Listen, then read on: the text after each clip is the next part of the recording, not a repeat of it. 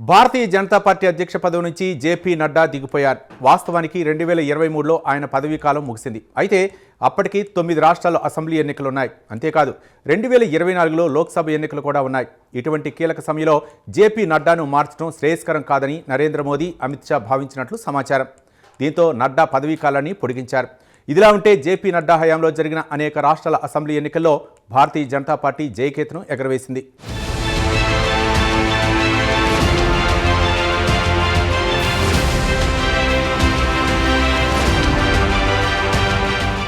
JP Nadda పూర్తి పేరు జగత్ ప్రకాష్ నడ్డా. అయితే జేపీ నడ్డాగా భారత రాజకీయ వర్గాల్లో ఆయన పాపులర్. తాజాగా భారతీయ జనతా పార్టీ అధ్యక్ష పదవి నుంచి ఆయన దిగిపోయారు. బీజేపీ నూతన అధ్యక్షుడిగా నితిన్ నబీన్ ఏకగ్రీవంగా ఎన్నికైన సంగతి తెలిసిందే. అయితే ఏదో ఒక రూపంలో జేపీ నడ్డా సేవలను కమలం పార్టీ ఉపయోగించుకుంటోందని రాజకీయ వర్గాలు భావిస్తున్నాయి.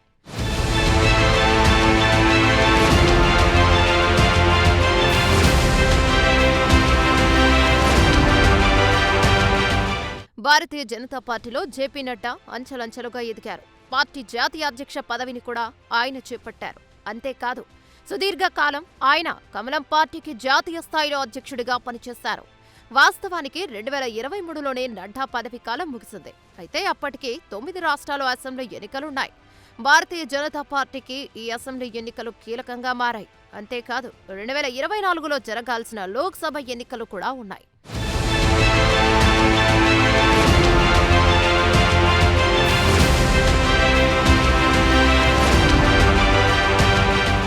ఒకవైపు 9 రాష్ట్రాల అసెంబ్లీ ఎన్నికలు, మరోవైపు 2024 నాటి లోక్సభ ఎన్నికలు. అంటే కమలం పార్టీకి సంబంధించి కీలక ఎన్నికలన్నమాట. 9 రాష్ట్రాల అసెంబ్లీ ఎన్నికలు, అలాగే లోక్సభ ఎన్నికలు భారతీయ జనతా పార్టీకి అగ్ని పరీక్షగా మారాయి. అయితే అప్పటికే ఎన్నికల నిర్వహణలో జేపీ నడ్డాకు మంచి అనుభవం వచ్చింది. ఇటువంటి కీలక సమయంలో జేపీ నడ్డా సేవలను ఉపయోగించుకోవాలని కమలం పార్టీ పెద్దలు భావించారు. ఈ నేపథ్యంలో జేపీ నడ్డాను మార్చడం శ్రేయస్కరం కాదని నరేంద్ర మోదీ, అమిత్ షా ద్వయం భావించినట్లు సమాచారం. దీంతో ఆయన పదవీ కాలాన్ని ఏడాది జనవరి 18వ తేదీ వరకు పొడిగించారు.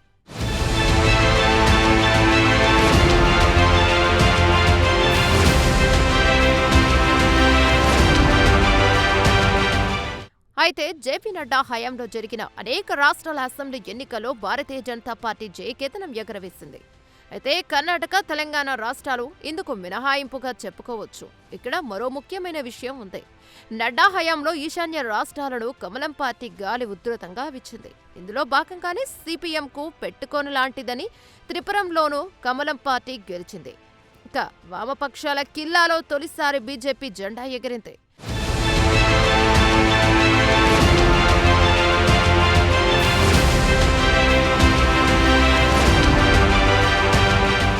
కాగా ఎక్కడ ఎన్నికలు జరిగినా ముందుగా అక్కడి పరిస్థితులను అంచనా వేయడం, అందుకు అనుగుణంగా వ్యూహాలు, ఎత్తుగడలను రూపొందించుకోవడంలో జేపీ నడ్డా ఆరితేరారు.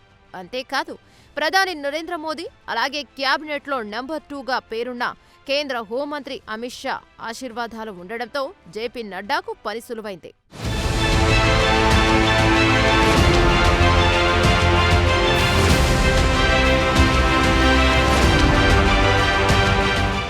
వాస్తవానికి జగత్ ప్రకాష్ నడ్డా మంచుకొండల రాష్ట్రమైన హిమాచల్ ప్రదేశ్ నుంచి ఎదిగొచ్చిన నాయకుడు.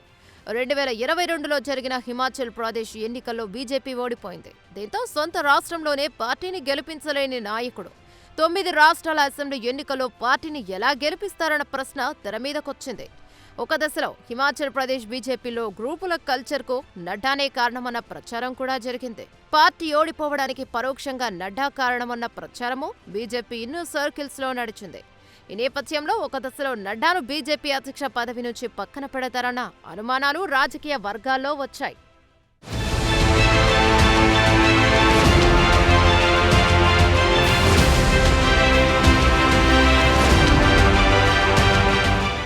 ఈ నేపథ్యంలో జేపీ నడ్డా పదవీకాలం పొడిగింపు ముచ్చటే ఉండదన్నారు చాలామంది. అంతేకాదు ఈ అనుమానాలను తలకిందులు చేస్తూ జగత్ ప్రకాష్ నడ్డా పదవీకాలాన్ని బీజేపీ అగ్రనాయకత్వం పొడిగించింది. ఆయనపై కమలం పార్టీ అధినాయకత్వం భరోసా పెట్టుకుంది. అంతిమంగా కమలం పార్టీ అధిష్టానం తనపై పెట్టుకున్న భరోసాను జేపీ నడ్డా నిలబెట్టుకున్నారు. ఏమైనా దేశంలో బీజేపీని బలోపేతం చేయడానికి తన వంతు కృషి చేశారు జగత్ ప్రకాష్ నడ్డా.